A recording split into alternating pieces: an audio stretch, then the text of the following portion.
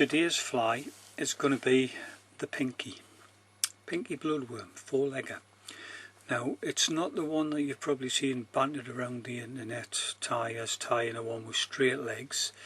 Let's have a look, see if I've got one with straight legs. There's a one with straight legs tied.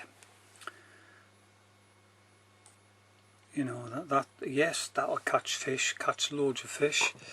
But this pinky I'm going to show you today is Dave Mordew's pinky.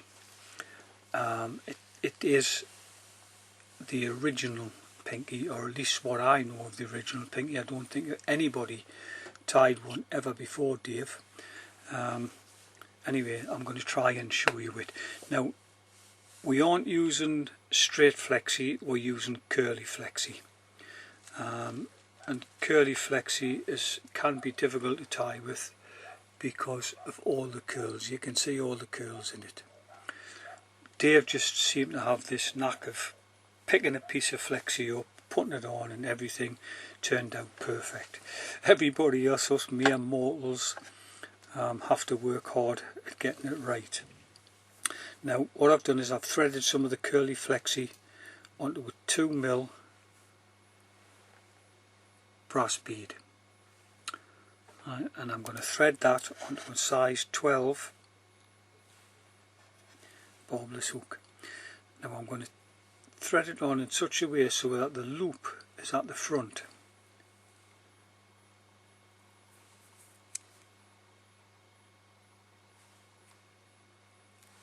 Nothing fancy about that. What you can see is the loop at the front. Just turn that, you can see it. Because the loop's at the front, it gives the legs a natural, it splays them out nicely.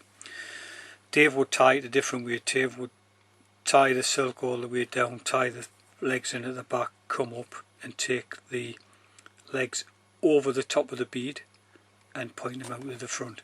I find this way a little bit easier for me to do. The end product's the same, but it's a little bit different at tying. Now what I want to do is I want to tie those legs to the same length. I want to keep that length, and you can see the curls in the back. I want to keep that curl in the back, because that curl in the back is going to give the fly loads of movement. Now I'm going to take the bead back, slide it back, and what I want to do is I want to put a little bit of thread just behind the eye, just the normal way you'd put it on.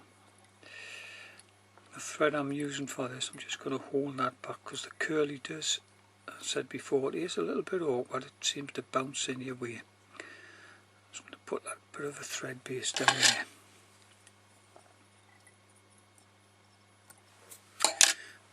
And take the thread back up to just behind the eye. Now this will slide over the top of all that. Now I'm not going to tie behind the bead. What I'm going to do is I'm going to tie, just going to check to see that hasn't moved. It hasn't. I'm going to tie the thread over the top of the flexi. 3, 4. Now before I do anything, I'm just going to check that the flexi looks as though it's lying right, so when I cut that it'll splay out. That'll be fine. Now I'm going to sling the bead back, and I'm going to tie this down the hook to about 1/3 of the way. Now I'm going to tie that off with a 4-turn whip finish.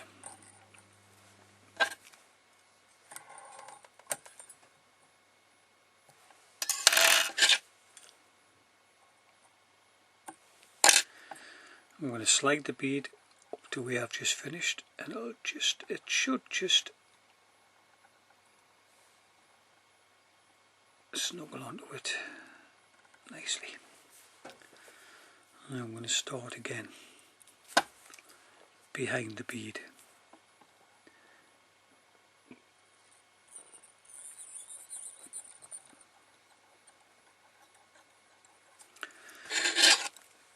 the waste off. Now I'm going to take these, the two back legs, and I'm going to stretch them down the shank, taking my thread all the way to the rear.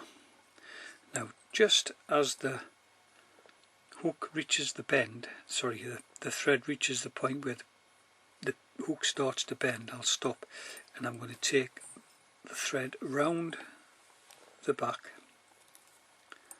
and in front of the legs, and I'm going to take that thread all the way back up to the bead. I'm just going to put a little bit of a tie in there, and when I let go of these legs it should, perfect, absolutely perfect. I'm going to do a full turn with finish. That bead isn't going anywhere, it's not going to slide up or down. Now this is fingers crossed time. When I cut the front, I'm hoping, there you go. Now what I'll do is I'll cut these so that they're at the same size, and there you go. There you have it. You have the, that's how Dave Mordew has them. Sometimes they're a little bit straighter, but with the curly flexi floss there's not a lot you can do about it. All that needs for that now is to be varnished. One coat of varnish will be fine. And as I said before, the only difference between that and Dave's is he would have the flexi legs going over the top of the bead, but that for me, it's not as nice as Dave's, but that's how I tie them for myself, and I do catch plenty of fish. Well, I hope this has been a little bit useful for you.